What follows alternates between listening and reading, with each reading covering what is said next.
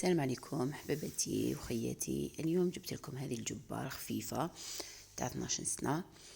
انا درتها شوية طويلة، وانتوما اذا بناتكم يعني او للتجارة راح ممكن 80 سنتيم تكفيكم، 80 حتى المتر.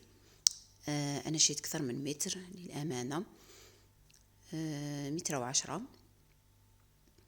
هنايا راح نبدا لكم بالصدر. هنايا التول شيت متر، راني طويتها على 4 كيما راكم نوري لكم. هاي هنايا 50 طويتها على 4. راح نقص من حنوري لكم كيف هنايا كي نشري متر كيف راح نقصها. اذا هكذا بعد ما ديت واحدة من هذوك اللي قصيتهم راح نزيد نطويها هاك ونزيد نطويها هكذا. دوك نعطيكم القياسات اللي حبت ما تشريش متر كامل، تشري مثلا نصف متر او. اذا هكذا طويتها. هذا راح يدير لي زوج. شوفوا هنا 25 اكيد مادام كان الطول كامل 50، وهنايا 37 على ما اظن. هي حتخرج لكم قياسات وحدها. هذا كما نقول لكم راح يدير لنا زوج. عفوا. اذا هنايا العرض راح يكون 18. شوفوا هنايا الرقبه ديت 7 هذا العمر اكيد. دخلت هنا ب2 سنتيم. هنايا هبط كما راكم تشوفوا القياسات راهي واضحه. هذه بالنسبه لعمر 12 سنتيم 12 سنه عفوا. واذا كبرتوا اكيد ما تنحوش هذوك 2 سنتيم. وانا خيرت هذا او عفوا الزبونه خيرت هذا الموديل تاع الصدر. تحبوا ديروه مباشره كاري او كما تحبوا.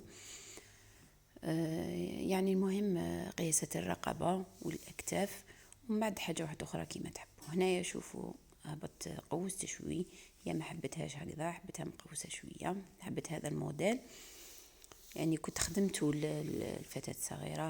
هاي هنايا هذه لاغوب، هي حبت هذا الشكل وهذا الموديل. هذا القانو عفوا. كما كنت تشوفوا فقط راح نخدم من بعد هكذا ونخدم هذا، بعد نعاود نخدم هذه الثانية كما كنت تشوفوا. يعني مايش حاجة، سحفوها فقط ومن بعد نخدموا هذا. واكيد في الاخير هذا كي نبداوه رايحين نخلو شويه كما نوري لكم، نخلو شويه من بعد رايحين ندورو كامل هكذا. راح يخرج عفوا بزاف شباب كما كنتم تشوفوا هنايا. سورتو هذا تاع الطفله الصغيره، يعني كل ما تصغر راح يكون شباب اكثر. راح نحدد الوسط. هنا حبيت نوري لكم قبل ما نبدا دائما نقي الماشينه عفوا نزيتها كي تكون عندي خدمه، يعني عندي عده يعني بزاف لي كوموند الحمد لله ما شاء الله. فنزيدها يوم قبل نقيها بيان، نعاود نمسحها كما كنتم تشوفوا، نمسحها مليح مليح، ونكون عمرت لي كانات ثاني هكذا والخيط اللي حنستعمله. من بعد شوفوا باش ما تزيد ليش على القماش. حنوريكم هذه الفكره. اذا انا راح هنايا ندور على هذه هنايا وين نلصقوا الابره عفوا كما كنتم تشوفوا، ونلصقها الفوقه هنايا هكذا ونخدم عادي باش ما يوسيش القماش. ونبقى نمسح من ذاك الاماكن اللي درت فيهم الزيت، خصوصا في الاسفل كي يهبط. اذا هنايا بعد ما كما كنتوا تشوفوا انا نخيط يعني في الديبي تاع الكالون في لافان، يعني 2 مرات على في كل مره راح نفيني هكذا. تحبوا ما تفينوش عادي، ولكن نحب نفيني هكذا. نعاود نقلب هنايا كما كنتوا تشوفوا، وكل واحده حره. القماشه هنا كما كنتوا تشوفوا شوازات. انا شيت متر و10، كتبت لكم متر لانه جاتني كبيره. تقدروا حتى 80 سنتيم. شوفوا هنايا خليت قد يدي هنايا، وراح كما كنتوا تشوفوا حطوا هكذا. هنا اليدين فقط جاوني شويه ضيقين، فزيدوا نتوما طولوا شويه، ما ديروش فقط 3 كما انا، ديروا 4 مثلا ونهبطوا مباشره. هنا قماش راهو على 4 اكيد، رايحين منا نهبطوا مباشره حتى للاسفل هكذا. راح ندير زيكزاك هنايا كما نوري لكم، ومنها راح نقلب عادي كما قلت لكم. زيدوا شويه في اليدين، طولوا فيهم شويه،